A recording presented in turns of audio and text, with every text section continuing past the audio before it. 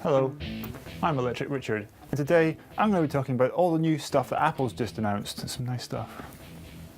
For those of you who don't really know Electric Richard, and I'll stop talking about myself in the third person for a moment, I am not the biggest Apple fan. In fact, you may say I'm one of the smallest Apple fans on the planet.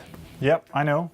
I own an iPhone. It's an iPhone 4 though, and it's broken. And I'm actually thinking about moving on back to Android. If it wasn't for the fact that I've spent quite a lot of money on Apple apps, so that's a bit of a bugger there, I think.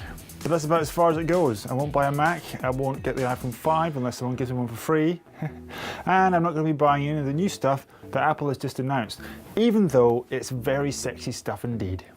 You see, very cleverly what Apple have done is they brought the future to here, to now. They have started the future. You might be wondering where your hover cars are, and your tinfoil suits and your pill foods, but in terms of the computers that they used to use in those old sci-fi movies, Apple have now invented them with the new iMac range. You should see some of these computers. They're so thin.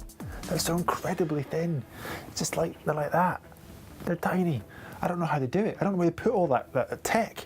The iPad mini, on the other hand, meh.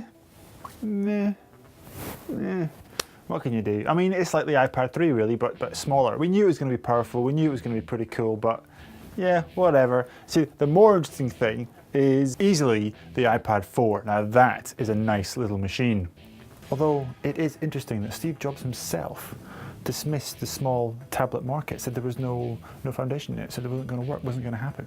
Yet Apple have now released the iPad mini.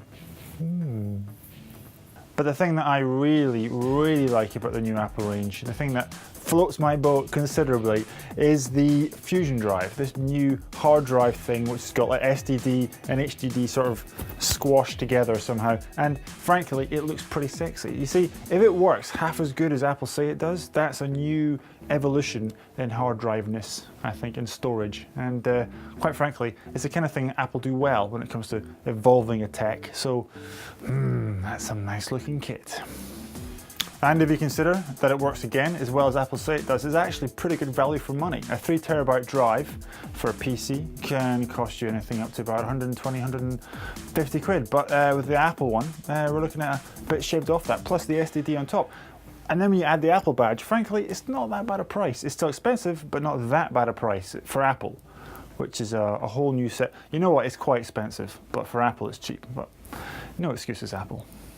The portable devices are not quite 4G ready, but they're going to get there pretty soon. And as with all Apple products, if it's not 4G now, it will be on the next iteration. So wait. That's always the way, isn't it? Wait. Well, I say wait. I mean, you only wait sometimes. Like for instance, it's worth waiting now for the next iPhone 5.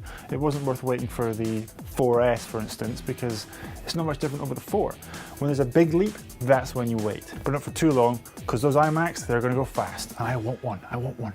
I don't want to buy one, but I want one. You have been watching me, Electric Richard, and I thank you for watching. Thank you very much. Thank you for subscribing. Thank you for tweeting me, and thank you very much for leaving comments underneath. If you haven't done those things, then you can disregard that thank you and apply it again later once you've done them, but only once you've done them.